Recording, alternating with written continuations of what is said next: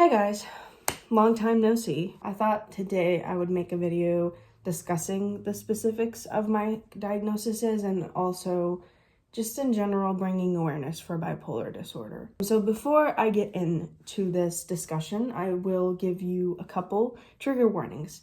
I'm going to be discussing issues with self-harm, whether it's disordered eating or harm to yourself or any of those things. So if you can't handle that and you're sensitive to that, please don't watch this. I will post a different video next time so that you can enjoy that. But just for your own safety, if you're not comfortable with that, don't watch this. So before I get started, I want to kind of explain what led up to my diagnosis and what led up to me, that led up to this situation. So I was 18 when I first started noticing really bad bouts of depression and anxiety, different things connected to the disorder I was diagnosed with. I had just gone through a surgery on my right elbow, which I think you guys have seen. I had fallen off a hoverboard and I was learning how to use my elbow, and all those things were going on at this point. I felt really helpless because I had to rely on other people for a lot of things back then. Fast forward, it's been 5 years and I still have, issues. We're gonna start from the beginning. I started noticing those symptoms when I turned 18 and I had that accident. It only got worse. If I'm gonna be completely real with you guys, it only got worse. And I thought, there's definitely something wrong with me. I should probably go get looked at. I didn't end up going to get looked at until I was 19, and that was long after I had recovered from this injury.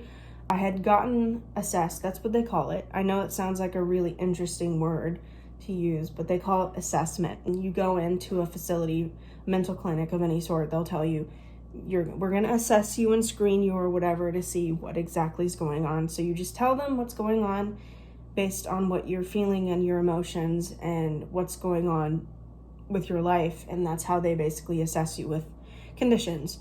I didn't get assessed until I was 19 because for the longest time I can handle this stuff by myself. I can do it, guys. It's just only getting worse is when I really realized I need to get help now. If I don't, it's just gonna continue up with misery and just stuff that you don't want to deal with.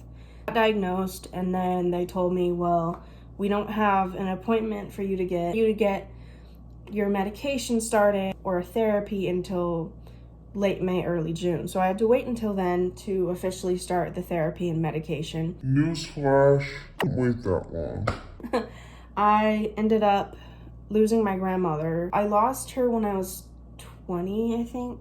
I was about to be 21, I think. She passed away in 2022, and it was rock bottom for me, if I'm going to be honest with you guys. I was struggling really bad mentally. And the worst part was I didn't tell anybody. My family knew that there was definitely something going on with me because I was very isolated, and they obviously noticed that I was hurting myself. Pretty obvious. You could see my arm, and there were so many scars there and marks. So they knew that something was definitely wrong. I just wasn't being very completely honest in telling them. I don't recommend, guys, if you're going through anything, please tell your family. I want to help you, but they can only help you if you tell them what's going on. I didn't tell them. Flash forward, I think we went to the fair that weekend. Day night, I was like, this is it. I'm so done with life. I hate everything. I just ended up trying to commit suicide, and I don't know how YouTube feels about that word. I'm just gonna say it once. I tried to do that. I had my boyfriend, who's now my husband, messaging me at the same time as my brother, who's messaging me, both begging me to go to the hospital. Chose to take that really scary step and put myself there so that nothing happened to me. That's when I was officially diagnosed as a bipolar adult. So I would say after getting there, it was the scariest thing I've ever done. I'm gonna be honest with you guys. It was the scariest thing I've ever done in my life. It's not a fun place to be. I know that nurses or doctors are there to help you, but it's not very fun to have to put yourself there realizing that the only way to get out is to get better. Forward, they started medicating me. I started going to group therapy in the hospital. They were doing every single possible thing they could to help me. I think I got out 5 days after getting there, as I was completely stable at that point. And from then on, the clinic I had been seeing continuously helped me after that. The clinic I was going to, they're mainly connected to every single hospital in Texas, I think. that has to do with anything like that. Connected me with a therapist there, a case manager, and just in general, anything I needed from that clinic. I am not saying that everyone needs medication in order to function correctly or be okay, because sometimes there are people who have conditions similar to mine that they can live life completely unmedicated and they don't need it. Someone with my case, each case is different, of course. With someone with my case, they told me you should be medicated immediately. I don't know why, they took so long to do that. You should be medicated right now. That's when the medication started. I'm gonna be honest, I felt like a completely new girl. I felt so happy, I felt so much better. I was sleeping better, I wasn't manic, and there's just so much positive going on. Something that people with my condition, bipolar disorder specifically, they don't talk about this, but something that is very scary about it. Yes, every condition, when you have medications that you're meant to take, it takes a while to find the things that work for your brain. Likely that's the problem. There's components that are missing. And so you have to find that medication that fixes it and corrects it and connects your brain to the other half of the chemical imbalance. That I think is really scary for someone with my condition specifically is it might take a while to figure out specifically what medication works. And sometimes it's detrimental to people who have my problems, because if you're not medicated soon enough and it's not consistent, you don't constantly have access, then it becomes a serious issue. Not a good idea to go unmedicated with my problems is what I'm trying to say. It takes a while to figure things out. It takes a while for the meds to do what they need to. And I'm just gonna tell you guys, I probably went through like 4 or 5 different meds before they actually found the stuff that worked. It changes lives. It really does. It changed my life. I also wanted to discuss certain things that can connect themselves to bipolar disorder. 2 types. There's type 1 and type 2. Type 2, you have symptoms throughout your life, I believe is the difference. Type 1 only shows itself after the ages of 18 and older. I have type 1, so my symptoms didn't start showing until I was 18 or older.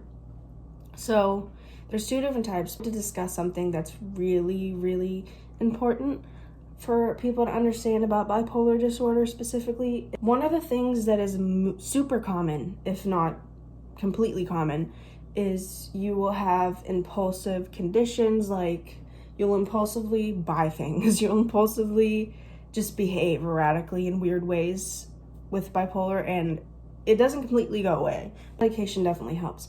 But another thing is like substance use, and like those things are common with someone who goes unchecked for bipolar. To discuss that because it's very important. I think it's honestly my duty as someone that has mental health is to always be honest and open about it and talk about it and make awareness for it. I'm actually not the only one in my family that struggled with this. An important thing to me that we have a lot of understanding and compassion for people who are mentally different than us. Especially if you have my condition, or you have PTSD, or you have anxiety, or you have just anything that has to do with mental health. It's important that it's talked about. We're gonna get into the part of my life that I struggled with for years. Thing that I've constantly done outside of like the self-harming my like physical body, outside of just like harming myself. Like I've also had disordered eating patterns my whole life. Parents, I never told them. My family never told them. They didn't know this. Struggled with my eating.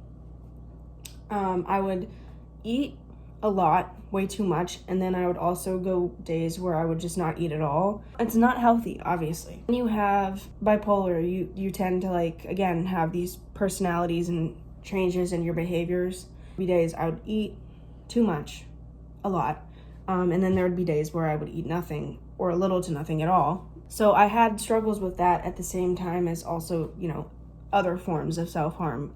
Disordered eating is still technically a form of self-harm. Something that's really helped me with overcoming these things is music. I've mentioned this before, you guys. Anyone in my life knows I'm obsessed with music. Music queen, that's what I do. So I have been using music a lot. Tiny, who you guys have probably seen him on my Instagram or my Facebook or whatever. He is my rabbit. He's a 6-year-old rabbit. He's a Netherland dwarf / Californian.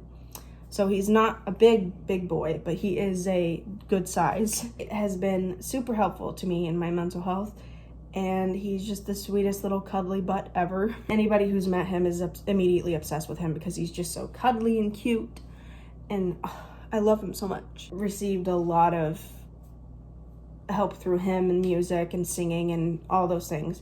But also just in general, I think another thing that has really helped me is my relationship to God. I got rebaptized in 2022, in August of 2022. I made that decision because I truly believe that God saved my life over and over and over again.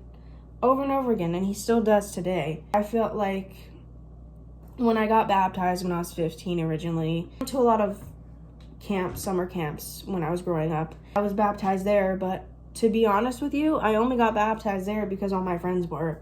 Thought, oh, it would be cool to get in the water and like just Dying guys. It would be super cool to just get wet and dunk under the water. Even though I was 15, I didn't really understand the complete meaning behind that.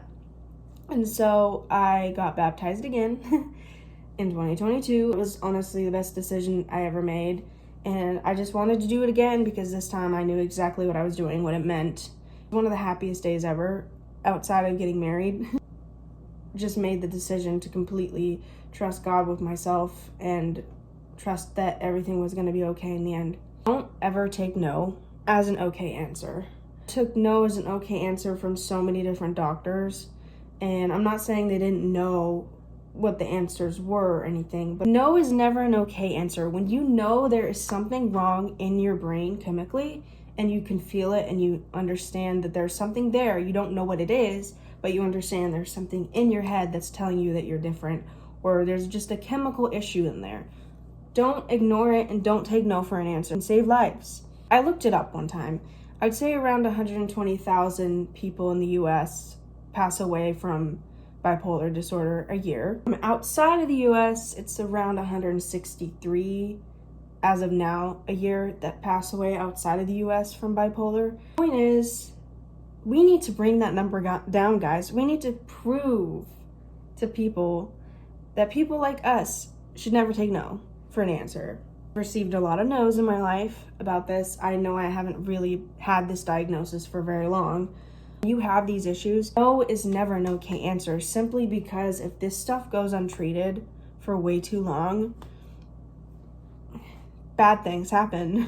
Last thing you want to do is end up dead. No one wants that for you. Your family doesn't want that for you. God doesn't want it for you.